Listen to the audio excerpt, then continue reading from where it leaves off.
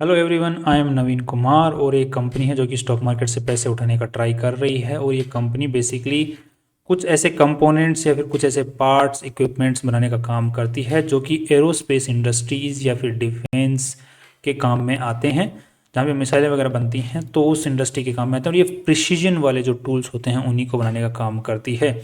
सो ऐसी ये कंपनी है जिसका नाम है जो कि टेक एरा इंजीनियरिंग नाम से। ये कंपनी का जो आईपीओ खुलने वाला है 25 सितंबर से 27 सितंबर के बीच में खुलने वाला है। कंपनी ने 82 रुपीज़ का कट ऑफ प्राइस सेट किया है और 35 लगभग 36 करोड़ रुपए स्टॉक मार्केट से उठाने का ट्राई कर रही है। और खुद की जो पूरी कंपनी की इन्होंने वैल्यू लगाई है वो लगाई है 135 करोड़ रुपए। सो इस वीडियो के अंदर में हम आगे बढ़ने जो कंपनी की थोड़ी सी इन डेप्थ एनालिसिस करने की कोशिश करेंगे। अगर हम बात करते हैं प्रमोटर्स की तो यहाँ पे 57% के आसपास में प्रमोटर्स के आसपास क्या पास में शेयर होल्डिंग थी। कंपनी का मालिकाना हक था जिन्होंने कंपनी को स्टार्ट किया था, उन लोगों के हाथ में 57% शेयर होल्डिंग थी। बट आईपीओ के बाद में 42% के आसपास में ही रह जाने वाली है। जो 42 काफ़ी एक थोड़ा सा 135 करोड़ रुपए की कंपनी के हिसाब से देखा जाए तो प्रमोटर्स की काफ़ी ज़्यादा कम शेयर होल्डिंग रह जाने वाली है। दैट्स काइंड ऑफ थोड़ा सा नेगेटिव है इस मामले में। दूसरा हम देख लेते हैं कंपनी अब पैसे क्यों उठाना चाह रही है, रीज़न क्या है कि 36 करोड़ रुपए का क्या करने वाली है। तो इन्होंने बताया कि हम नई मशीनरीज वगैरह खरीदने वाले हैं, क्योंकि हमारे जो काम आती हैं, जो प्रिसीजन टूल्स के अंदर में जो मशीन्स हम काम में लेते हैं वो मशीन्स हमें यहाँ पर खरीदनी है, राइट।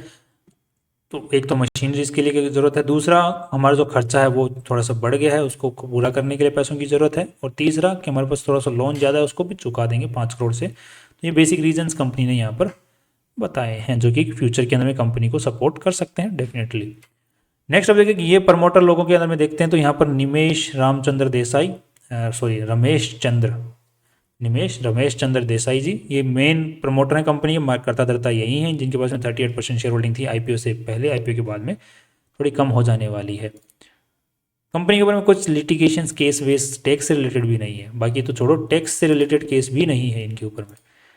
नेक्स्ट, कंपनी आज के दिन जिस तरीके से काम करती है तो 2018 में खुली हुई कंपनी है जैसे यहाँ पर देख रहे हैं। बाकी डिज़ाइन, मैन्युफैक्चरिंग और supply precision tooling and component जो कि एरोस्पेस और डिफेंस इंडस्ट्रीज़ को, या फिर ऑटोमेशन सिस्टम्स वाली जो इंडस्ट्रीज़ होती हैं जिनको ऑटोमेशन करना होता है, जैसे काफ़ी सारी ऑटोमोबाइल इंडस्ट्रीज़ होती हैं जिनको ऑटोमेशन के ऊपर में काम करना होता है, या फिर बहुत सी ऐसी इंडस्ट्रीज़ हैं जहाँ पे ऑटोमेशन का काम हो रहा है, तो उनको भी अपने पार्ट्स ये सप्लाई करती है।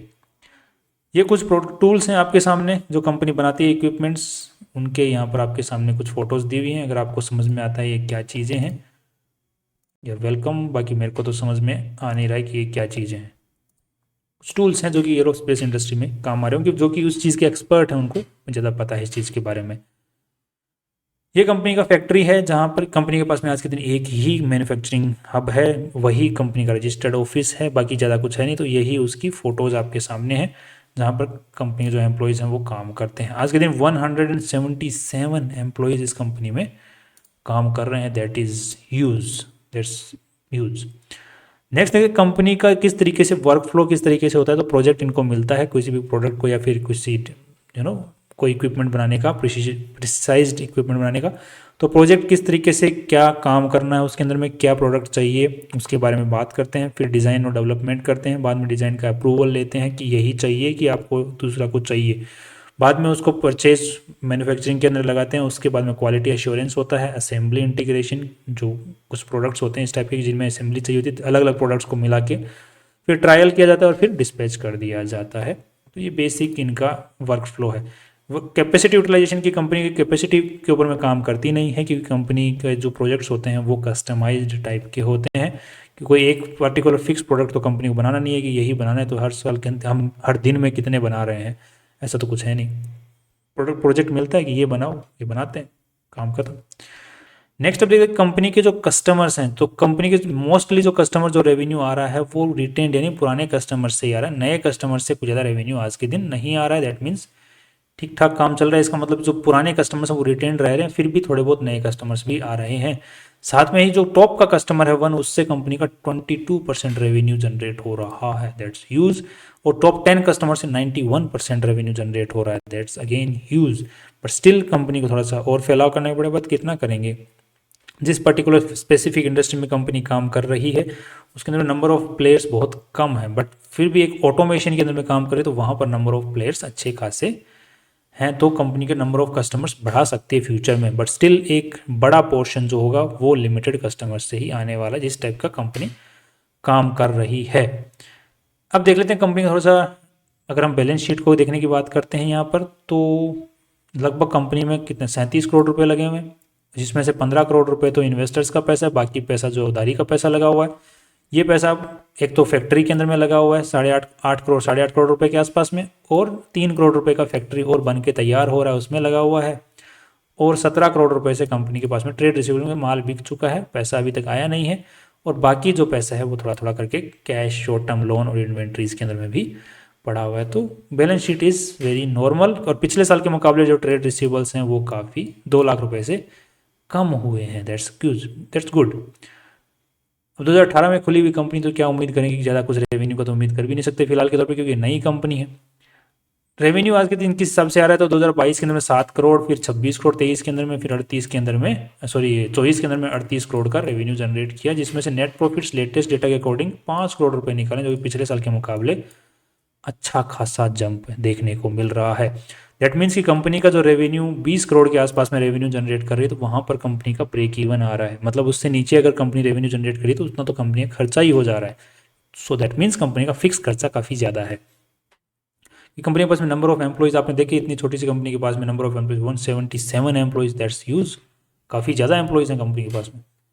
पर खैर जिस टाइप का कंपनी काम करती है एम्प्लॉइज़ की ज़रूरत भी है। कैश फ्लो की अगर बात करते हैं तो यहाँ पर कैश फ्लो पॉजिटिव है इस साल ऑपरेशन से, और ऑपरेशन से पॉजिटिव है, that too in real sense positive है, क्योंकि ट्रेड्स पेएबल यहाँ पर अच्छे खासे कर रखे हैं, ट्रेड रिसीवेबल से पैसा आया और बाकी नेट प्रॉफिट से पैसा आया है, बाकी कुछ उधारी लेके या फिर किसी और का पैसा रख के उस टाइप से ट्रेड रिसीवेबल्स पॉजिटिव नहीं है, अच्छे सेंस में कैश फ्लो पॉजिटिव है। That's again nice. So overall आप एक बार थोड़ा सा कंपेयर करके देख लेते हैं जो ऑलरेडी कंपटीशन में कंपनियां हैं उनके मुकाबले। तो कंपटीशन में पारस डिफेंस और एक दूसरी कंपनी है जो कि आज़ाद इंजीनियरिंग लिमिटेड। सो दोनों की जो साइज़ है वो खूब बड़ी है, ये 4000 करोड़ की है और ये जो है 9000 करोड़ रुपए की कंपनी है, जिनका पी रेशियो देखा जाए तो बहुत हाई, दोनों का ही बहुत हाई चल रहा है। सो अब जो ये कंपनी है जो सिमिलर सा काम करती है, ये कितने कम पी के ऊपर में आईपीओ ले गया, तो साइज़ तो बहुत छोटी है इसकी, उनके मुकाबले 135 करोड़ की कंपनी है, क्योंकि एसेट्स के मामले में कंपनी के पास में मशीनरी है और जो वो शेयर्ड है, बाकी तो ज़मीन तो किराए की है, मतलब खुद की कंपनी द्वारा ओन्ड नहीं है। नेक्स्ट अब देख लेते हैं कि यहाँ पर 135 करोड़ 4 करोड़ 82 लाख, तो इसको यहाँ पर डिवाइड कर लो, 135 करोड़ 4 करोड़ 82 लाख, तो 28 का पी रेशियो निकल के आ रहा है, जो कि कंपनी बोल रही 5 करोड़ रुपए से हम अपना लोन भी चुका देंगे। तो लोन कंपनी के ऊपर में इस साल कितना था, 14 करोड़ रुपए, राइट, तो लगभग उसके ऊपर में 14 करोड़ रुपए के हिसाब से 5 करोड़ तो 9 करोड़ रुपए लोन ही बचेगा, सीधी सी बात है, लॉजिकल। अब यहाँ पर अगर हम लोग यहाँ पे चेक करते हैं तो कंपनी ने यहाँ पे फाइनेंस कॉस्ट मतलब लोन का इंटरेस्ट पे किया है, that is how much interest पे किया है, तो